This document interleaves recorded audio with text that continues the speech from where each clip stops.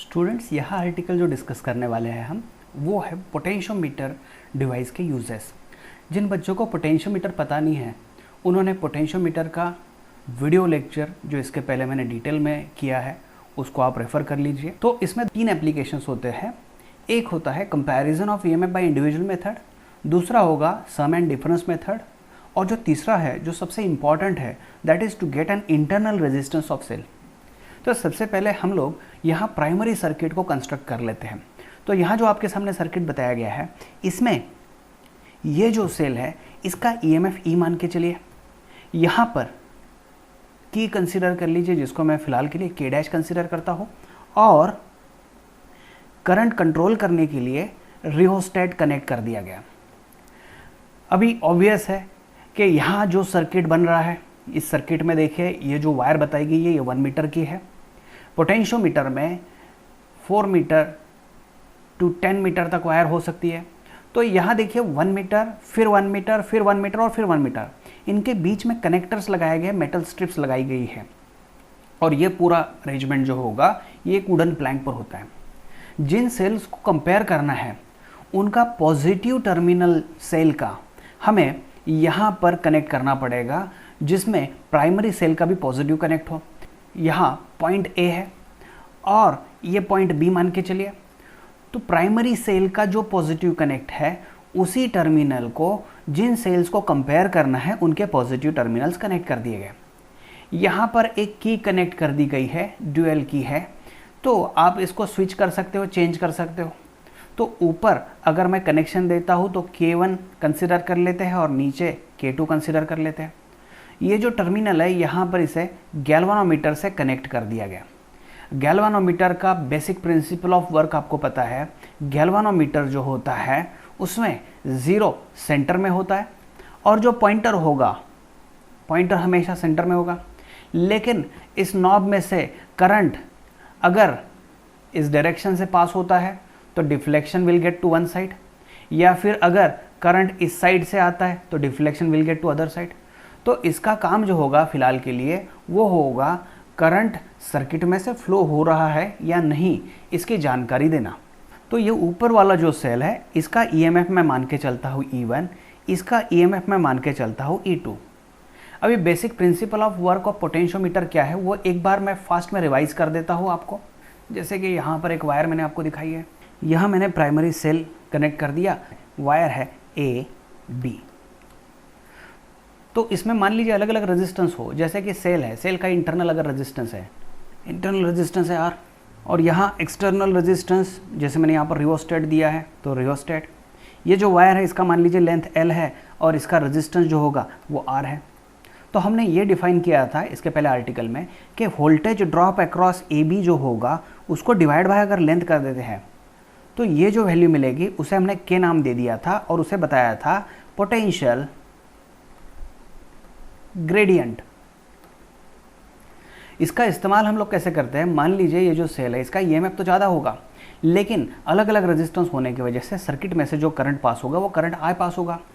Current I की value जो हमें मिलने वाली है यहाँ पर वो होगी I is equal to EMF divided by इस सर्किट में जो रेजिस्टेंसेस हो गए उन सबका एडिशन कर लीजिए।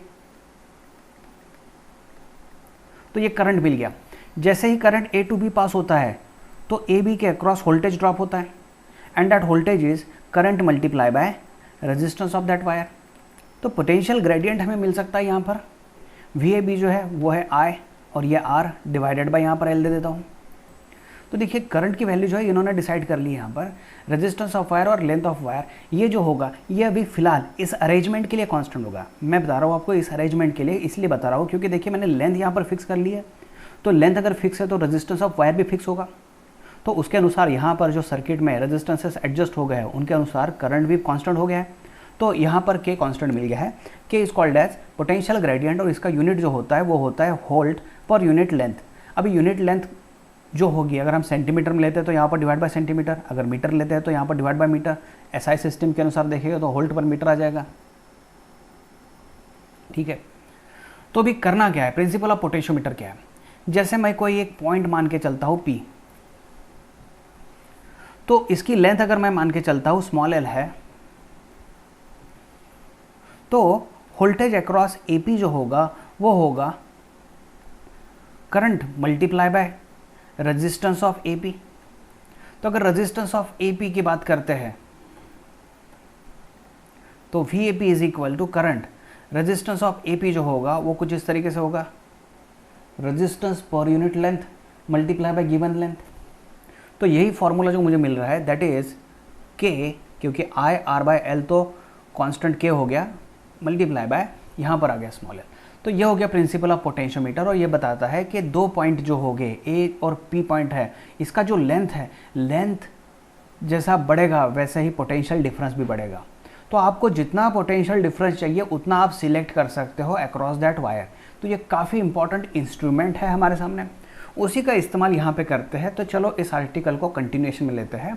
जो गैल्वेनोमीटर है, यहाँ पर गैल्वेनोमीटर का जो सेकेंड टर्मिनल है, सेकेंड टर्मिनल को कनेक्ट कर दिया गया एक स्लाइडिंग की से, और उस स्लाइडिंग की को हमने नाम दे दिया जॉके। अभी एक एक स्टेप वाइज हम लोग इसको फॉलो करते हैं। सबसे पहले हम तो एक चीज़ ये मान के चले गए यहाँ पर कि हमें एक चीज़ तो पता चल ही गई है कि जो वायर है, वायर के अक्रॉस अगर मैं कोई पॉइंट सिलेक्ट कर लेता हूँ तो ए और उस पॉइंट के बीच में जो कोई वायर है, उस वायर के अनुसार, उस वायर के लेंथ के अनुसार वहाँ पर पोटेंशियल डिफरेंस डेवलप हो गया है। तो देखिए यहाँ पर ऐसे मान के चलिए जैसे E1 है, तो वैसे ही मैं E1 कंसिडर करता हूँ, और आर्बिट्रेरली इमेजिन कर लीजिए कि ये 5 वोल्ट है, और नीचे जो है जैसे ही जॉकी या स्लाइडर हम वायर पर कनेक्ट कर देते हैं तो जितना वायर सिलेक्शन में आ जाता है ए से लेकर उतना यहाँ पर वोल्टेज मिलता है। तो मान के चलिए वायर के अक्रॉस का जो वायर सिलेक्शन हुआ है वो मिला है 4 वोल्ट। तो होगा क्या, यहाँ पर तो 5 वोल्ट है तो ये टर्मिनल हाई पोटेंशियल पर होगा, यहाँ पर 4 वोल्ट है तो ये लो पोटेंशियल पर होगा। इसी का मतलब करंट ऊपर से नीचे आने वाला है। तो गैल्वेनोमीटर जो होगा वो कहीं एक डायरेक्शन से डिफ्लेक्शन दे देगा। इसका मतलब यह है कि जो वायर में हम लोगों ने पोटेंशियल डिफरेंस सिलेक्ट किया है वो ऊपर के जो EMF है, EMF से कम है।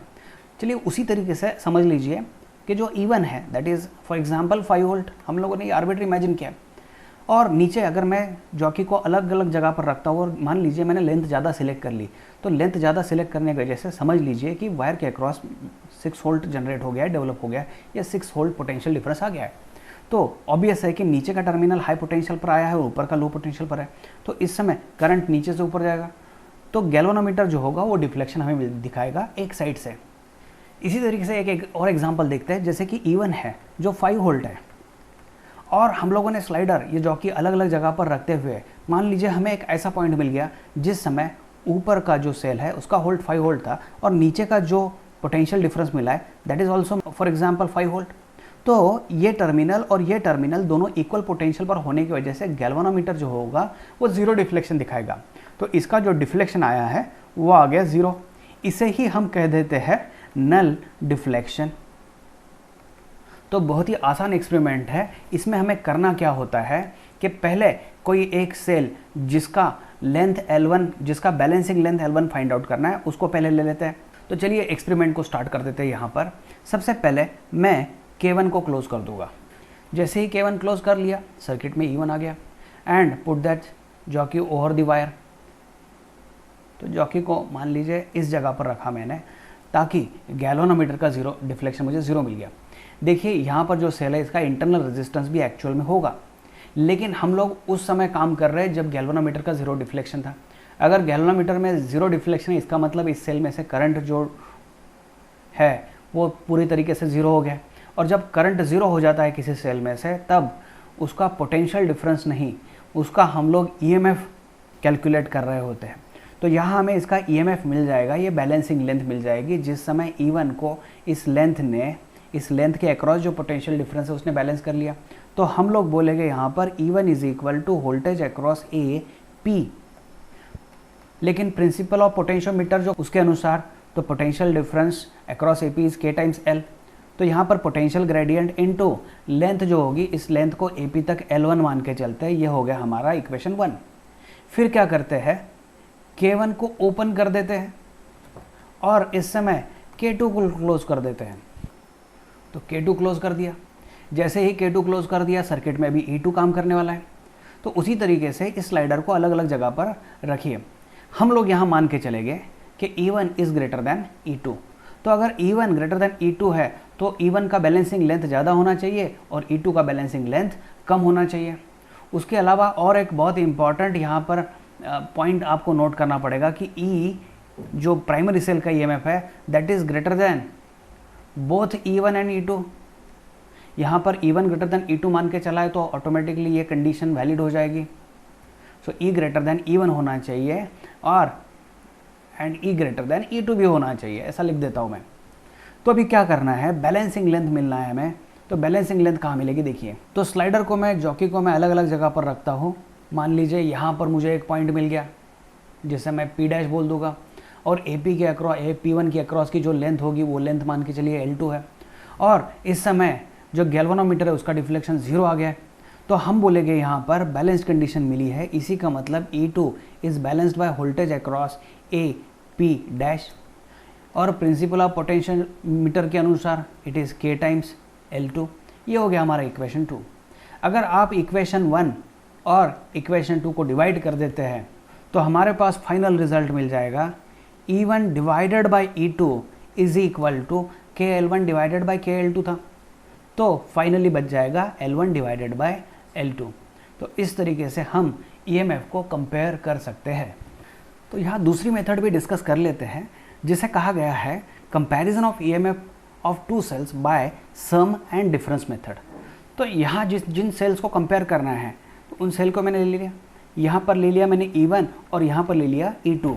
जो प्राइमरी सर्किट है उस प्राइमरी सर्किट में EMF ऑफ सेल ले लिया E और यहाँ पर K' और करंट कंट्रोल करने के लिए जो रियोस्टेट होता है वो ले लिया यहाँ पर। वायर के जो दो टर्मिनल्स हैं जिसके अक्रॉस पोटेंशियल डिफरेंस डेवलप करना है उन टर्मिनल्स को मैंने नाम दे दिया AB और यहाँ पर मैंने 4 मीटर वायर कंसिडर कर लिया है। अभी देखिए सम एंड डिफरेंस मेथड होता क्या है कि जैसे मान लीजिए दो सेल अगर कनेक्ट कर देता हूँ मैं इस तरीके से बैक टू बैक, तो E1 और E2 ये जो दो सेल हो गए इनके अक्रॉस जो नेट EMF तैयार हो रहा है वो हो रहा है E1 प्लस E2। तो इस मेथड को हम नाम दे देते हैं सम मेथड। और इसमें एक चीज़ मान के चलिए यहाँ पर E1 is greater then E2, ये एक हमारे लिए इम्पॉर्टेंट है। और दूसरी चीज़ जो सबसे इम्पॉर्टेंट होगी हमारे लिए वो ये होगी प्राइमरी सर्किट है उसका EMF जो होगा that is greater than addition of EMF of two cells. तो चलिए एक्सपेरिमेंट पर काम करना शुरू कर देते हैं। यहाँ पर ये गैल्वेनोमीटर है और कुछ इस तरीके से 4 वे की लगा दी गई है, एडजस्ट कर दी गई है। तो सबसे पहले स्टेप जो है क्या करना है, जैसे ही K' की कनेक्ट कर दी जाती है करंट इसमें से फ्लो होता है। जितना आपको करंट चाहिए, जितना AB के अक्रॉस वोल्टेज डेवलप करना है उसके अनुसार आप करंट पास करोगे और वो जो करंट पास हो रहा है वो करंट कंट्रोल किया जाता है रियोस्टेट की हेल्प से। अगर सेल का इंटरनल रेजिस्टेंस होगा तो वो भी इसमें ऐड हो जाएगा और AB के अक्रॉस का जो वायर है उसका भी रेजिस्टेंस होगा। तो इसमें से हम लोग करंट को पास करना शुरू कर देते हैं AB में से। तो AB के अक्रॉस वोल्टेज डेवलप हो गया है, पोटेंशियल डिफरेंस डेवलप हो गया है। उस पोटेंशियल डिफरेंस के अक्रॉस जो प्रिंसिपल ऑफ पोटेंशियोमीटर था उसके अनुसार अगर हम लोग A से जैसे जैसे आगे जाते हैं तो मान लीजिए यहाँ पर मैंने पॉइंट चूज़ कर लिया, तो इन दोनों पॉइंट के बीच का जितना लेंथ होगा उसके प्रोपोर्शनेट इन दो पॉइंट के बीच में पोटेंशियल डिफरेंस डेवलप हो जाएगा, जिसको हमें यूज़ करना है सेल को कंपेयर करने के लिए। तो यहाँ ये सम मेथड हो गई और यहाँ पर E1 ग्रेटर देन E2 होने की वजह से देखिए क्या करना है, E1 को वैसे ही रखिए क्योंकि देखिए क्या होता है A टर्मिनल को प्राइमरी सेल का पॉजिटिव टर्मिनल कनेक्ट करना होता है और जो सेकंड कॉम्बिनेशन हम लगा रहे हैं उसका जो नेट EMF आएगा उस नेट EMF का भी पॉजिटिव टर्मिनल यहीं पे कनेक्ट होना ज़रूरी है। तो यहाँ पर सेल E1 और सेल E2 जो है उसको रिवर्स कर दीजिए। तो यहाँ जो टर्मिनल दो दिख रहे हैं इनके अक्रॉस ये टर्मिनल हाई पोटेंशियल पर होगा और ये टर्मिनल लो पोटेंशियल पर होगा। तो इन दोनों के बीच में जो EMF जनरेट होगा वो होगा E1 माइनस E2। तो इस मेथड को हम लोगों ने नाम दे दिया डिफरेंस मेथड। तो सबसे पहले हम बात करते हैं सम मेथड में क्या करना होता है कि जो है यहाँ पर जो पॉइंट दिए गए पॉइंट 1 और 4 को कनेक्ट कर दीजिए, 2 और 3 को कनेक्ट कर दीजिए।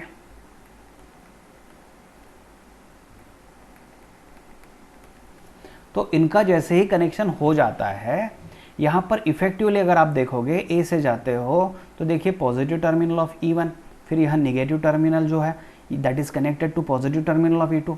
तो ऐसे ही कनेक्शन बन गया है। फिर E2 का निगेटिव टर्मिनल अगर आप देखते हो तो यहाँ 2 और 3 के थ्रू गैल्वेनोमीटर को कनेक्ट कर दिया गया है, और गैल्वेनोमीटर का दूसरा टर्मिनल जो होगा वो जॉकी को कनेक्ट कर दिया गया होगा। यहाँ देखिए, इसको जंपर कहा जाता है। इसका मीनिंग ये होता है कि this wire is not physically in contact with the other wire. यहाँ पर जंप करा के इसको कॉन्टैक्ट में नहीं लाया गया है, तो ये कॉन्टैक्ट में नहीं है यहाँ पर। अभी करना क्या होता है, E1 प्लस E2 जो होगा इसका EMF ज़्यादा होगा। इसको बैलेंस करने के लिए लेंथ भी हमें ज़्यादा ही चाहिए। तो जॉकी को अलग अलग जगह पर कनेक्ट कर दीजिए, और मान लीजिए कोई ऐसा एक पॉइंट मिल जाता है, पॉइंट P, जहाँ पर वोल्टेज अक्रॉस AP और EMF E1 plus E2 balance हो जाते हैं। बैलेंस होने के बाद होता क्या है, तो मैंने आपको इसके पहले ही बता दिया है कि E1 प्लस E2 ये जो EMF होगा, और मान लीजिए ये पोटेंशियल डिफरेंस, अगर ये बैलेंस हो जाता है तो हमें यहाँ पर पता चलता है galvanometer have shown zero deflection. तो इस पॉइंट पर गैल्वेनोमीटर जीरो डिफ्लेक्शन दे देगा, तो हमारे लिए कंक्लूजन हो जाएगा। लेकिन प्रिंसिपल ऑफ पोटेंशियोमीटर बताता है कि वोल्टेज अक्रॉस और पोटेंशियल डिफरेंस अक्रॉस AP जो होगा that is equal to potential gradient into the length. तो इस लेंथ को मैं AP लेंथ को L1 मान के चलता हूँ। ये हो गया मेरे लिए इक्वेशन 1। दूसरी मेथड जो है डिफरेंस, इसके लिए देखिए क्या करना होगा। पहले तो ये कनेक्शन निकाल लीजिए। कनेक्शन निकालने के बाद अभी दूसरा कनेक्शन हम लोग दे देते हैं। यहाँ कनेक्ट कर देता हूँ मैं 1 को 2 के साथ और 4 को 3 के साथ। तो होगा क्या, देखिए A से स्टार्ट कर देते हैं। यहाँ पर positive terminal of cell of EMF E1 connect कर दिया गया। यहाँ निगेटिव टर्मिनल को देखिए, थ्रू टू ये जो है कनेक्ट हो गया निगेटिव टर्मिनल ऑफ E2 को। तो E1 का निगेटिव E2 के निगेटिव को कनेक्ट कर दिया गया, जो यहाँ पर सिचुएशन में दिखाई थी। और फिर E2 का जो पॉजिटिव है वो गैल्वेनोमीटर को कनेक्ट कर दिया गया, और फिर थ्रू जॉकी हमें चेक करना है बैलेंस पॉइंट। तो जॉकी को अलग अलग जगह पर कनेक्ट करना है, लेकिन समझ लीजिए यहाँ पर जो डिफरेंस बन रहा है वो E1 माइनस E2 है, तो इसका बैलेंसिंग लेंथ भी कम होगा। तो बैलेंसिंग लेंथ ऐसे मान के चलिए कि कोई एक पॉइंट मुझे मिल गया जिसको मैं कह देता हूँ P dash, at which we have got balance point, and at balance point galvanometer must have shown zero deflection. तो जीरो डिफ्लेक्शन मिल गया। इसी का मतलब ये हो गया voltage potential difference across AP dash must have balanced E1 minus E2। और प्रिंसिपल ऑफ पोटेंशियोमीटर ये बताता है कि potential difference across AP dash must be equal to potential gradient multiply by length between those two points. तो इन दोनों point के बीच का length मैं मान लेता हूँ L2। ये हो गया हमारा इक्वेशन 2। अभी लास्ट में करना क्या है, इक्वेशन 1 डिवाइडेड बाय इक्वेशन 2 कर देता हूँ। तो 1 डिवाइड बाय 2 करने के बाद E1 plus E2 divided by मिल जाएगा मुझे E1 minus E2 is equal to, ये मिल गया KL1 डिवाइडेड बाय KL2। तो लास्ट में रह जाएगा L1 बाय L2। हमें सेल कंपेयर करना है, तो इसको क्या करते हैं देखिए, या तो क्रॉस मल्टीप्लाई कीजिए या फिर कॉम्पोनेंटो डिविडेंडो मेथड के अनुसार देखिए क्या करना है। E1 plus E2 plus E1 minus E2 कर लीजिए, divided by E1 plus E2 minus E1 minus E2 is equal to, ऊपर लिखना है L1 प्लस L2 और divided by L1 minus L2। तो ऊपर एडिशन करने के बाद मिल जाएगा ट्वाइस ऑफ E1, और नीचे मिल जाएगा हमें twice of E2 is equal to, this is L1 plus L2 and divided by L1 minus L2। So final result हमारे पास है, कंपैरिजन ऑफ सेल का जो रिजल्ट है वो है E1 by E2 is equal to L1 plus L2 divided by L1 minus L2। ये हो गया हमारा रिजल्ट।